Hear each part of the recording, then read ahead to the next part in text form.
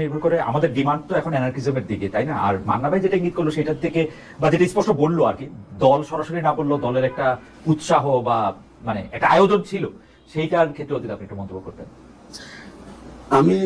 আমি প্রথমে বলি ডিমান্ড আছে, কারণ পরিস্থিতি হচ্ছে যে আজ পর্যন্ত 12 মাস পরেও এই যে গণহত্যা অথবা আয়নাঘর, গুম খুন, এর কোনো কিছুই আওয়ামী লীগের কোর নেতৃত্ব, কমান্ডাররা তো বটেই, এমনকি তাদের যারা সমর্থক শুভানুধ্যায়ী, তাদের মধ্যে আমরা কোনো অনুশোচনা দেখতে পাইনি। কি দেখতে পেয়েছি? জুলাই একটা ষড়যন্ত্র ছিল। কি দেখতে পেয়েছি? জুলাইয়ের ভেতরে জামাত শিবির নেতৃত্বে ছিল, জঙ্গিরা দেশ নিয়ে গেছে, মার্কিন যুক্তরাষ্ট্র সাহায্য করেছে। এই যে ন্যারেটিভটা, এটি এখনো আপনি কলকাতায় যারা পলাতক আছেন, গত সরকারের অপতথ্য মন্ত্রীয়ান অন্যান্যরা, তারা কিন্তু একই কথা বারবার বলছেন। তাহলে মানুষের ভেতরে ক্ষোভ সঞ্চার হচ্ছে যে আওয়ামী লীগ অপরাধ করেছে, অপরাধ করে পালিয়ে গেছে, কিন্তু স্বীকার করছে না, অনুশোচনা করছে না। এটি একটা। দ্বিতীয় হচ্ছে, অন্তর্বর্তী সরকারের একটি চরম ব্যর্থতা হচ্ছে গণহারে হত্যা মামলা দেওয়া। আপনি যদি সৃজনশীল অপরাধগুলোকে সৃজনশীল মামলায় আনতে পারতেন, তাহলে 100 বছর গল্প করতে পারতেন আওয়ামী লীগের অপশাসনটি কেমন ছিল, অর্থনৈতিক অপশাসন, রাজনৈতিক ইত্যাদি, এবং মানুষ তখন অনেকটা স্বস্তি পেত যে হ্যাঁ, এই লোকগুলোকে তো আমরা ঠিকভাবে বিচার হতে দেখছি। এখন তারা মনে করছে যে এই বিচার সঠিক হচ্ছে না, এবং তারা যে কোনো সময় ফুলের মালা নিয়ে বেরিয়ে চলে আসবেন। জামিন পেয়ে আপনি দেখেছেন যে কেউ কেউ জামিন পেয়েছে, এবং তা নিয়েও যথেষ্ট উষ্মাস ছড়িয়েছে সমাজে। কাজেই এই ডিমান্ডটা বাজারে আছে যে মানুষ কখন আইন হাতে তুলে নিতে চায়, যখন সে ফিল করে যে আইনানুগ পথে কিছু হচ্ছে না, যখন সে এই যে মান্না ভাই বায়বীয় বললো, আমি তো সরকারকে অনেকদিন থেকে অথর্ব সরকারও বলি। আমি ডিমান্ডের কথাটা কেন বলতেছি আশা ভাই, আমি খেয়াল করি মান্না ভাইও অন্য প্রসঙ্গে বক্তৃতা দিতে সময় অন্য জায়গায় এটা বলতেছেন। আপনি তো টেলিভিশনে অনেকবার বলছেন যে ভাই, যারা যে মামলায় যে কারণে অভিযুক্ত তাদেরকে এরকম করে একটু কষ্ট করে একটু খাইটা করে একটা মামলা দাও। এই মানে ইন জেনারেল সবার নামে গণহত্যা মামলা টামলা যেগুলি দিতেছো, কিন্তু আমরা গণহত্যার বা অন্য কোনো হত্যার মামলা এমন একটা লোককে দেওয়া হচ্ছে যে লোকটার সাথে এই হত্যার সম্পর্ক নাই থাকার কথা, কিন্তু আমরা তো দেখি নাই কেউ এটার প্রতিবাদ করতে। আমি নিজেই শাকিল রূপা কেন 12 মাস ধরে কারাগারে, জামিন কেন হয় না? ওর মেয়ে ফোন করে, আমি ফোন ধরি না, আমার লজ্জা লাগে যে আমার কাছে মনে তো জামিন তো হইতে পারে, শাকিলের সাথে আমার সাংবাদিকতা নিয়ে দ্বিমত থাকতে পারে ওর, কিন্তু ওর নামে হত্যা মামলা, ওদের দুইজনের জামিন হবে না, এটা কেমন কথা? এই কথা তো আমিও বলতে পারি না। এই কথা আমি বলতে সময় সাতবার চিন্তা করি। আমার বলবে যে তুমি আইসো হচ্ছে জুলাই মাসে কইছিলা, জুলাই মাসে কইছিল, খুঁজেও দেখে না। খালেদ, আমি আপনাকে একটা ব্যক্তিগত অভিজ্ঞতা বলি। এই যারা জেলে আছেন তাদের একজনের জামিন নিয়ে আমি একটা পোস্ট দিয়েছিলাম, ব্যক্তির নাম শাহরিয়ার কবির।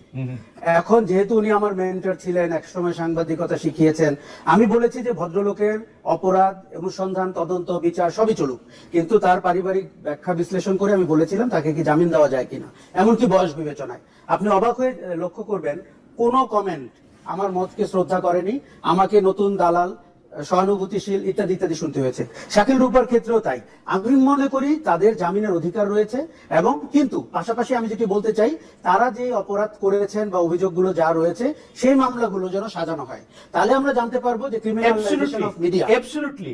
আমরা আজকে খায়রুল হক সাহেবের নামে হত্যা মামলা না হইয়া যদি আমরা উনার রায় টেম্পারিং এর মামলা, উনি উনার ব্রাদার জাজদেরকে বলছেন কিনা যে তুমি রায়টা এইভাবে করে লেখো, এটা যদি আমরা গবেষণা করে বাইর করতে পারতাম, এইটা আমাদের জন্য একটা মাইলস্টোন হইতো। কারণ আমরা কি করলাম, এটা যুগান্তকারী হতো। ধরেন উনি, আচ্ছা আপনি ভাবুন তো, একজন লোক মারা গেছে এবং 432 জন মিলে তাকে মেরেছে।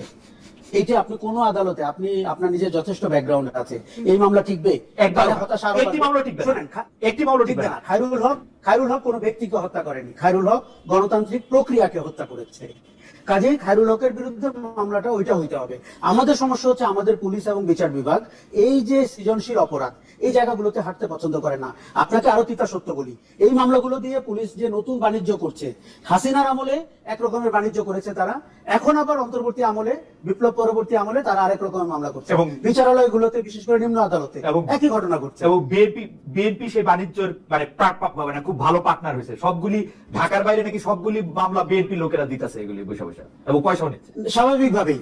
আবার সরকার যখন বলে যে জনগণ মামলা দিবে, আমরা কি করব, এটি অত্যন্ত অদায়িত্বশীল। বিশেষ করে আইন উপদেষ্টা যদি এই কথা বলেন, আমাদের শুনতে খুব খটকা লাগে। দেখুন, বিএনপি, জামাত, এনসিপি যেহেতু একটি পার্টি মাঠ থেকে পালিয়ে গেছে, তারা আসলে কেউ প্রস্তুতি ছিল না এই পরিবর্তনের জন্য। শোনেন, জনসভায় কথা বলা সহজ, হাসিনা তুমি বিদায় হও, কিন্তু বিদায় হয়ে যাওয়ার আগে আমি তো দোষ দিই হাসিনাকে। 15 দিন সময় দেওয়া উচিত ছিল যে আমি পালিয়ে যাওয়ার সিদ্ধান্ত নিচ্ছি, আপনারা কি করবেন দেখেন, কি ধরনের আলোচনা, ঐক্যবদ্ধ সরকার, তাহলে অন্তত দেশটা কিছুটা স্বস্তি পেত। দেশ স্বস্তি, আমি ক্ষমতায় থাকবো না, দেশ স্বস্তিতে থাকবো, এটা আমার চাওয়া হবে এই পৃথিবীতে। আমি জোকিংলি বলছি। আমি মানে মানে এটা তো মান্না ভাই আরো ভালো বলতে হবে। বিশ্ববিদ্যালয়ের একজন বিএনপি পন্থী শিক্ষক রিট করছিল হরতাল করা যাবে না বাংলাদেশে, রিট, সেইটা উনি গিয়া ওইটারে 500-500 করে আসলো, এরপর আবার বিএনপি বিরোধী দলে চলে গেল, উনি আর রিট আর ওই আদালতেও যায় না, ওই মামলা কিন্তু আছে এখনো পেন্ডিং।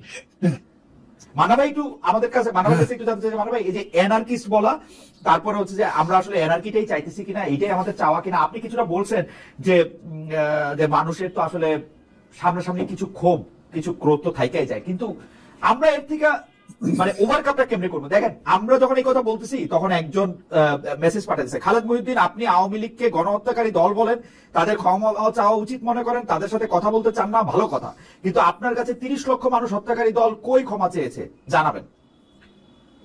মানে এটা শেষটা মানে আমরা আসলে রাজনীতিটা বা মানে এই অংশগ্রহণটা আমরা 5 বছর পরে কই দেখতে চাই? আর ট্রুথ এন্ড রিকনসিলিয়েশনের একটা কথা উঠতেছিল যে তাদের মধ্যে কোনো অনুশোচনা আছে কিনা, তারা এটা একবারও বলছে কিনা, এটা বলার কোনো সুযোগ আমরা দিছি কিনা, সেইটার ব্যাপারটা একটু মানবে আমাদের, মানে এটা কোনো ফরম্যাটে তারা বলতে পারতো কিনা, যেখানে তাদের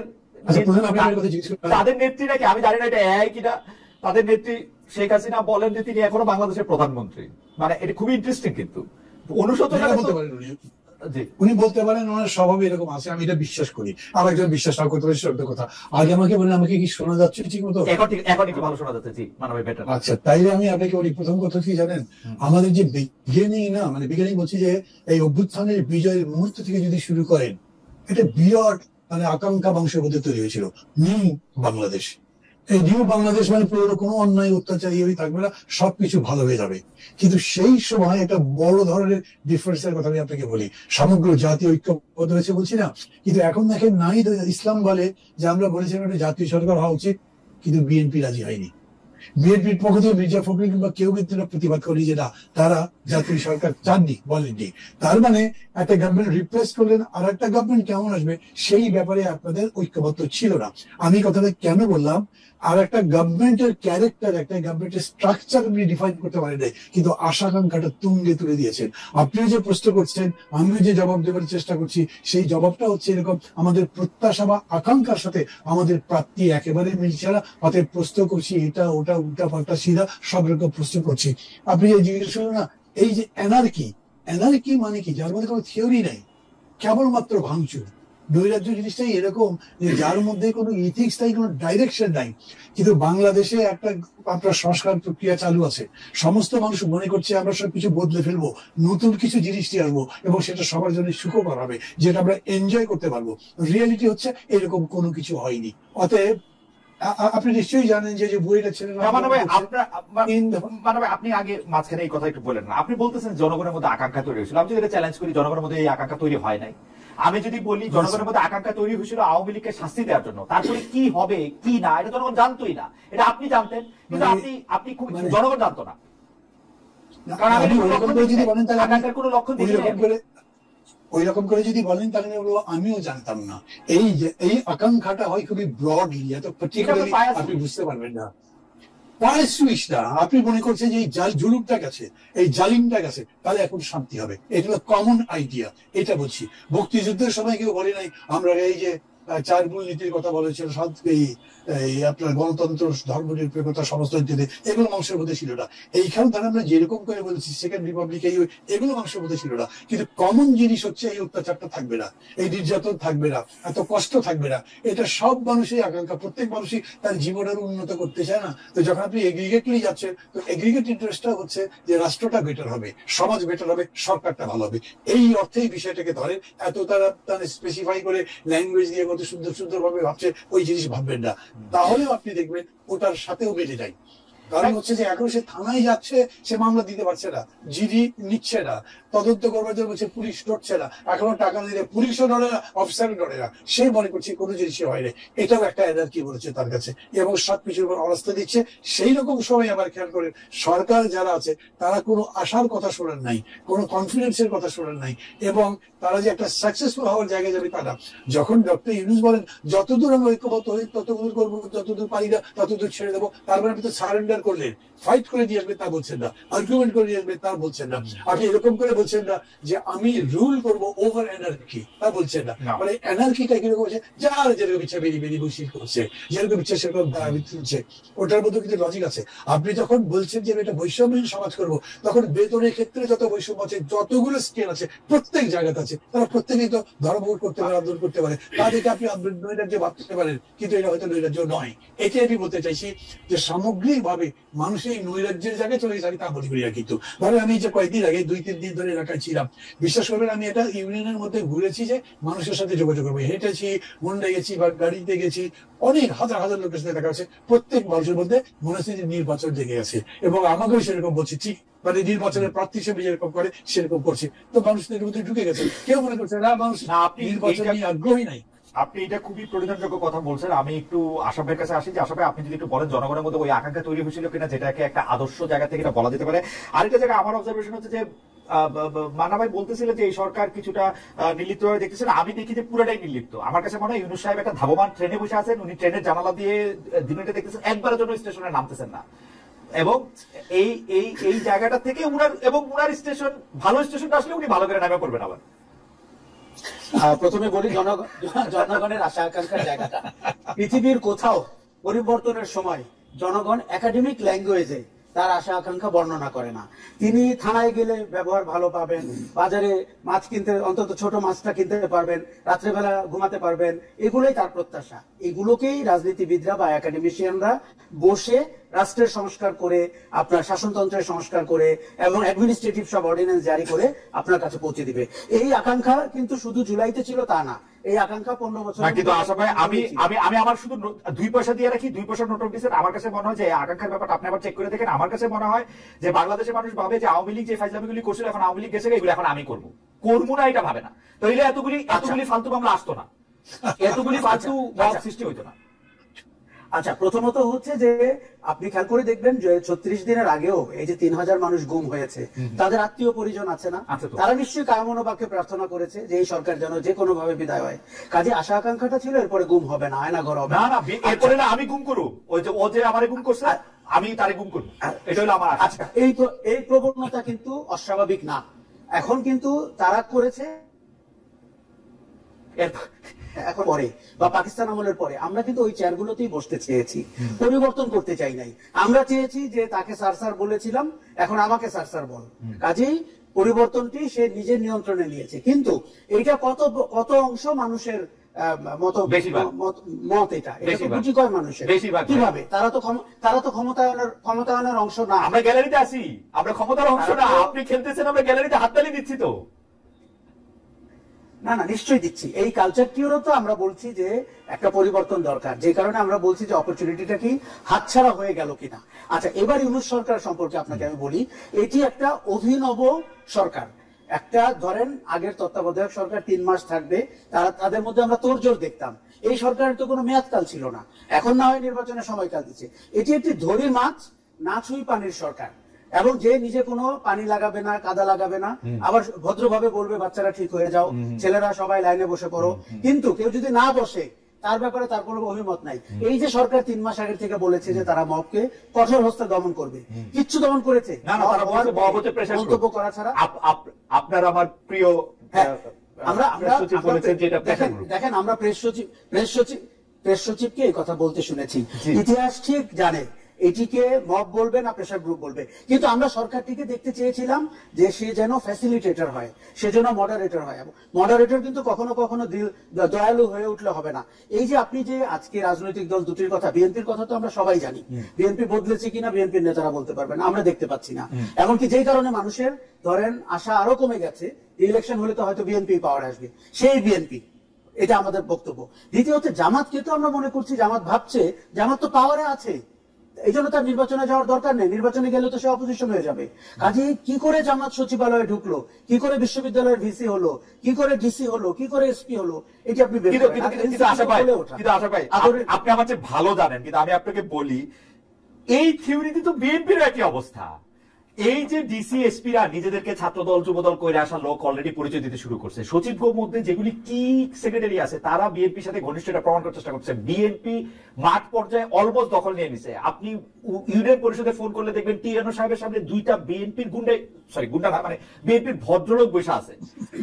তো এই বিএনপির ভদ্রলোকদের জন্য তো টিএনও সাহেবরা সত্যি, আমি বিসিএস একাডেমিতেও সাথে আমার একটা যোগাযোগ আছে এতদিন পরেও, তো ওরা আমাকে কিন্তু বলে যে বিএনপির ভদ্রলোকদের জন্য, ভদ্রমহিলাদের জন্য এবং এনসিপির এবং জামায়াতের কিন্তু তারা পরিমাণে কম। তো বিএনপির তো মজা, বিএনপির তো মজা না।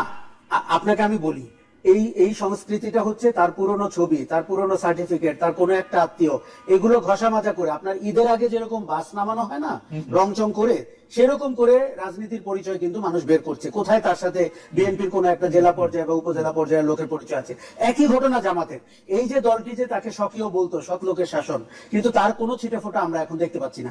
তার মানে আপনি কি বুঝতে পারছেন যে হাসিনা খারাপ ছিল, আওয়ামী লীগ খারাপ ছিল, কিন্তু নির্বাচনের ভেতর দিয়ে যারা সরকারে আসবে তাদের সংস্কৃতি কি? এই জায়গাটিতে কিন্তু মানুষ আরো বেশি আগামীতে আশাহত হবে। এবং আমার মনে হয়েছে যে এই সংস্কৃতির পরিবর্তন না করলে আপনি বাংলাদেশে দেখেন, আপনি বারবার বলছেন যে আমরা পুরনো অপকীর্তি ভুলে যাই, দুঃশাসন ভুলে যাই, প্রতিহিংসা করা না হই। সামনে তাকানোর জন্য তো আপনার একটা সুন্দর চিত্র লাগবে, সেই চিত্রটিকে আমরা ক্রাফট করতে পারিনি।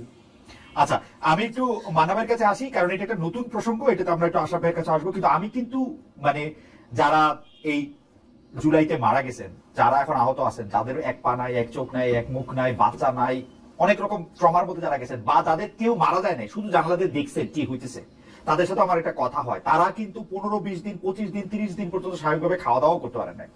মানে যারা টিভিতে দেখছেন তারাও কিন্তু এটার মধ্যে, আমি মনে করি বিচার হওয়া উচিত। কিন্তু আমরা এই বিচারটা প্রতিষ্ঠা করাই জুলাই স্পিরিট আমার কাছে, বিচারটা প্রতিষ্ঠা করা, এই গণমামলা না দেওয়া, মব না করা।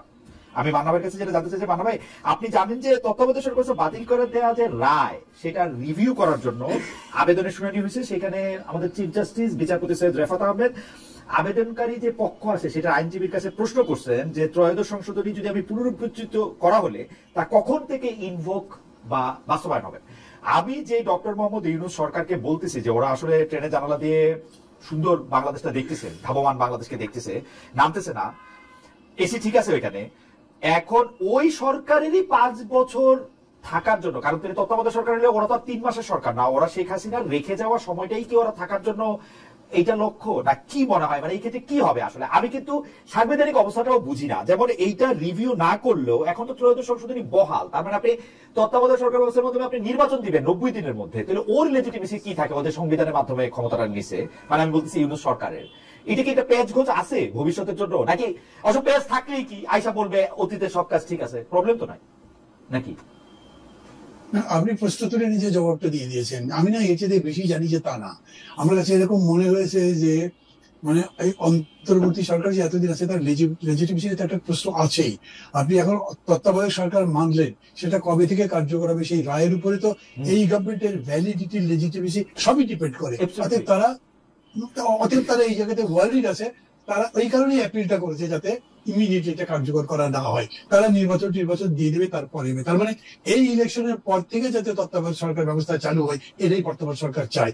আপনি ক্ষমতায় থাকলে, এই উপদেষ্টা পরিষদের মধ্যে থাকলে আপনিও সভাপতি তাই চাইতেন, তাতে কোনো বিকল্প নাই।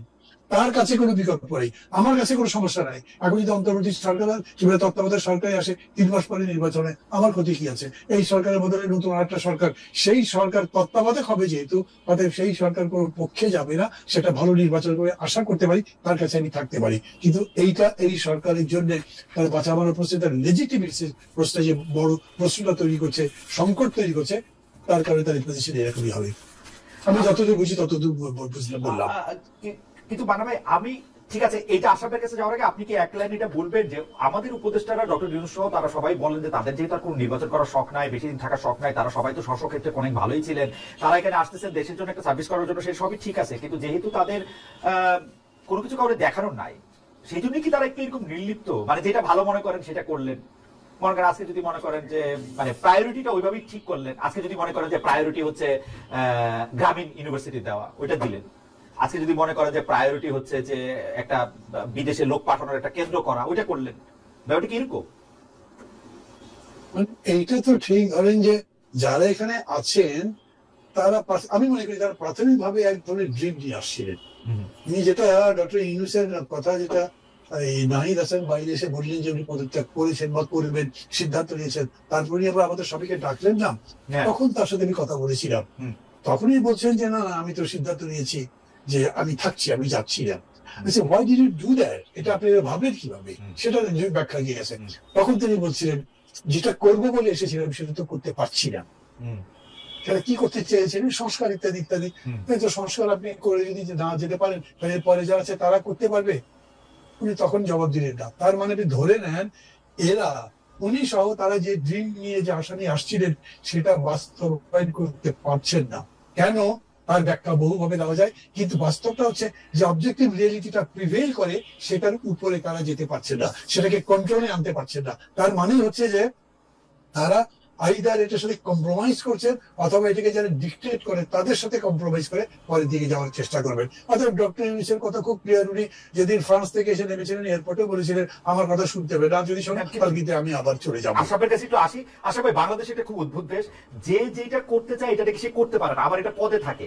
আমি ওই যে ডেইলি স্টারের যে সম্পাদক মাহফুজ আনাম সাহেব, মাহফুজ ভাইকে আমি ইন্টারভিউ করছিলাম জার্মানিতে, উনি বলতেছেন যা লিখতে চাচ্ছি তা লিখতে পারছি না, যা করতে চাচ্ছি তা করতে পারছি না। তাহলে আপনি আসেন কেন ভাই তাহলে এই পদে? তো ডক্টর মোহাম্মদ ইউনূস নাকি যা করতে চাইতেছে তা করতে পারে না। মান্না ভাই এটা যে বলছেন এটা আমি বুঝি উনার, কিন্তু তাহলে উনি আসেন কেন? তাহলে উনি না থাকলেও বা কি হবে? এইটাও একটা প্রশ্ন। এই প্রশ্নের সঙ্গে যে প্রশ্নটা হচ্ছে বিচারপতি সৈয়দ রেফাত আহমেদের যে প্রশ্নটা আইনজীবীর কাছে করছিলেন সরকার কতদিন থাকবেন সেটা নিয়ে যদি একটু করতেন।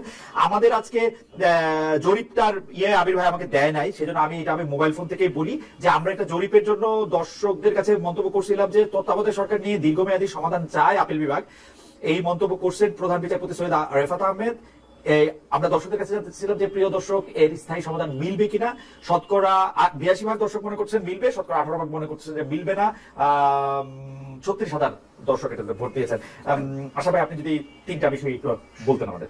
আচ্ছা, আমি প্রথমে বলি কাজ করতে পারছি না, এটা যে যখন বলেন আমার তখন এগুলোকে অজুহাত মনে হয়। কেননা উনি এই পদে আছেন কাজ করবেন বলে, কাজ করতে না পারলে উনি বিদায় নিক। আমি গত 15 বছরে, আমি যেহেতু গণমাধ্যমের সাথে যুক্ত, অনেক সাংবাদিককে শুনেছি প্রেশার, কখনো ভালো করে বুঝতে পারিনি এটা কি ডিজিএফ